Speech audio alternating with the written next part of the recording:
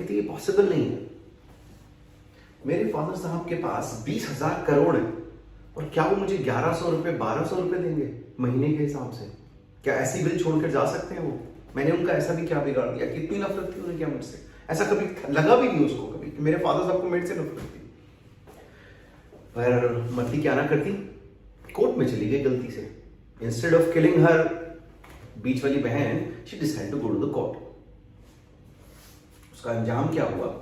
उसका अंजाम ये हुआ, कोर्ट के अंदर उसने डिस्कवरी ऑफ द डॉक्यूमेंट की पिटीशन लगा दी। ऑर्डर 12 रूल 11 या other way around, order 11 rule 12, जो भी डिस्कवरी ऑफ द डॉक्यूमेंट की उसने पिटीशन लगा दी कि भाई एक ओरिजिनल बिल दिखा दी जाए जिसके बेसिस पे इन्होंने मुझे 20,000 करोड़ की जायदाद से बेदखल कर दिया है ना। सिंपल जैनिज्म यही कहता है, जो चीज सिंपल है उसके बारे में तर्क नहीं होना चाहिए। ये सच्ची कहानी है। 1994 में उस बड़ी बहन ने, जिससे 20,000 करोड़ की जायदाद छीन ली गई थी, उसने पिटीशन लगाई कि मेरे को ओरिजिनल डॉक्यूमेंट की डिस्कवरी की जाए, ओरिजिनल डॉक्यूमेंट का इंस्पेक्शन करने दिया जाए, सो दैट मैं अपने आर्ग्यूमेंट्स को बना सकूं, सो दैट मैं देख तो सकूं कि किस बेसिस के ऊपर मुझे निकाल के बाहर फेंक दिया गया है उसकी सच्चाई क्या है। There comes the corruption, there comes the Shahjahan road के ऊपर कोठियां कैसे बनती हैं, देयर कम्स तुगलक रोड के ऊपर जजेस के घर कैसे होते हैं। ये कोई सरकारी घर नहीं है, 400 करोड़ का घर है।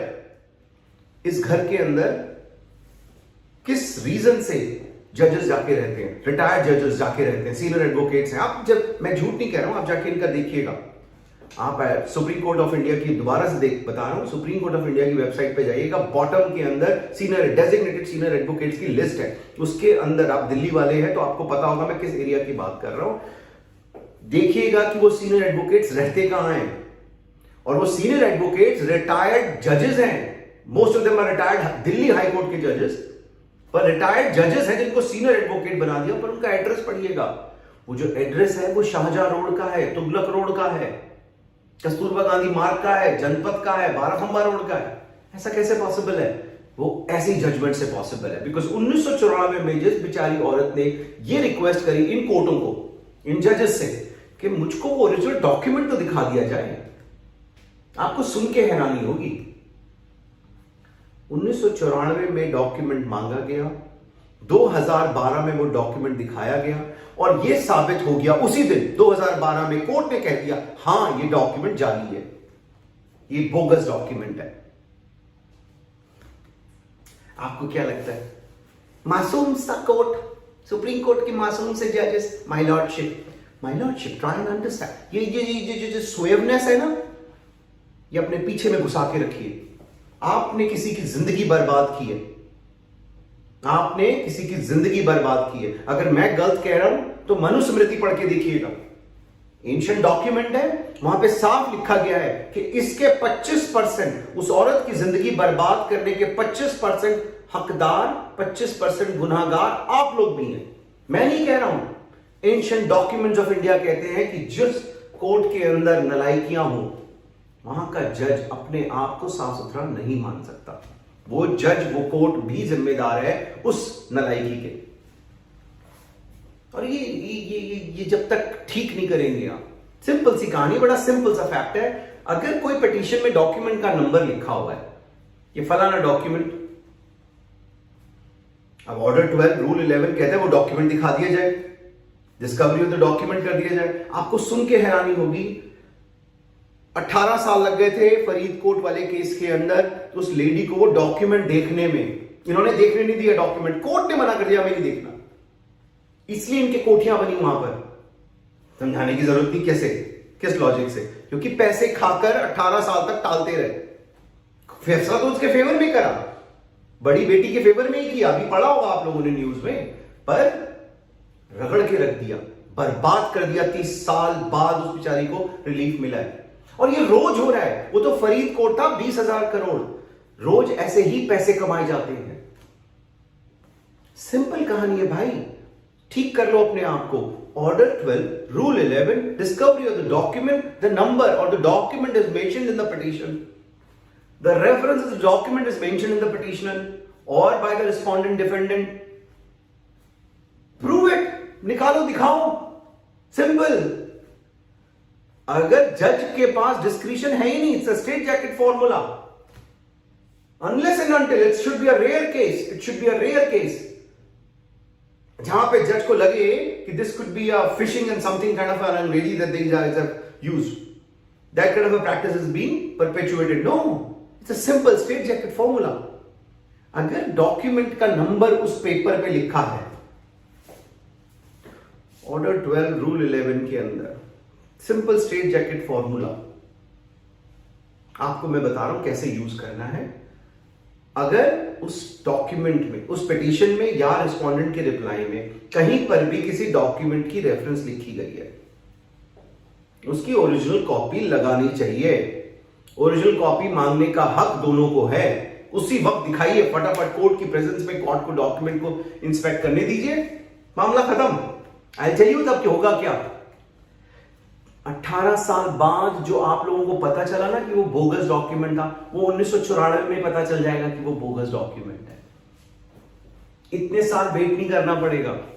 और ये रोज हो रहा है यहां पर, ये धंधा, ये झूठ बोलने का जो काम है यहां रोज हो रहा है। ऑर्डर 12 रूल 11 पर्जरी नाम की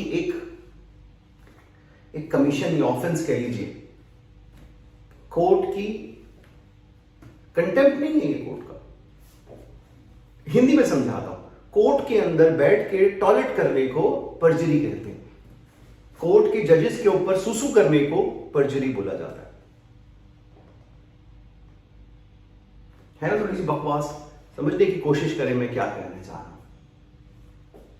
कोर्ट एक मंदिर है, उस मंदिर को भगवान का रूप माना गया है। They are sitting like a डेमाई God's.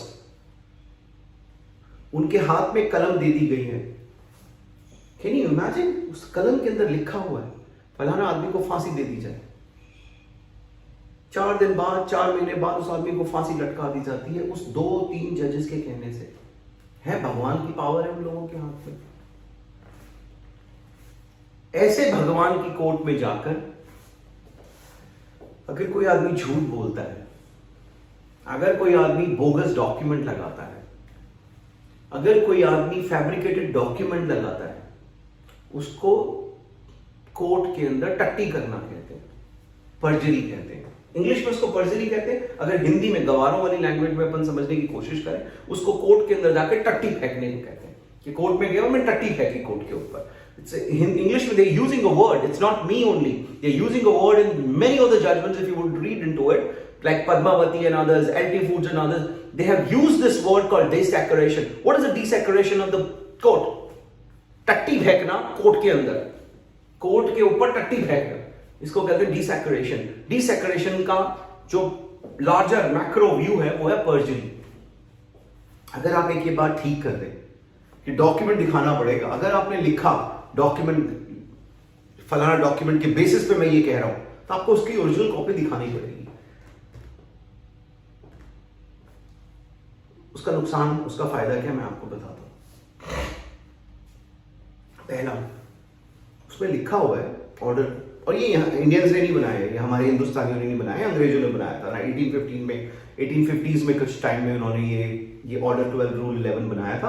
उसके बाद 1908 के अंदर इसको दोबारा से उन्होंने थोड़ा सा ठीक करा, फिर 1976 में समथिंग में उन्होंने और उसके अंदर कुछ चेंजेस करे। पर बनाया अंग्रेजों ने था, ब्रिटिशर्स ने बनाया था इंडिया को राज करने के लिए, क्योंकि सारे झूठ बोलते थे या सारे अजीब से संस्था थी हमारे यहाँ पर, सब 550 प्रिंसली एस्टेट थी, सब अलग अलग थे, उनको सबको इकट्ठा करा उन्होंने, सबको पीट पाट के एक डब्बे में डाला, उसका नाम दिया उन्होंने इंडिया या भारत, जो भी कह लीजिए। बहरहाल अगर आप पर्जरी को फिक्स कर देते हैं, झूठ बोलने को फिक्स कर देते हैं कि आप ऑर्डर 12 रूल 11 के अंदर आपको एक एफिडेविट लगाना पड़ेगा। मैंने डॉक्यूमेंट फाइल किया है, मेरे को एक डॉक्यूमेंट के ऊपर अब लिख कर देना है, एफिडेविट देना है कि जो मैं कह रहा हूं ये सच है। अगर ये झूठ निकला ना तो इसकी सजा मिलेगी आपको 17 साल, ये 7 साल का चक्कर खत्म कर दीजिए, 17 साल 20 साल की सजा मिलेगी।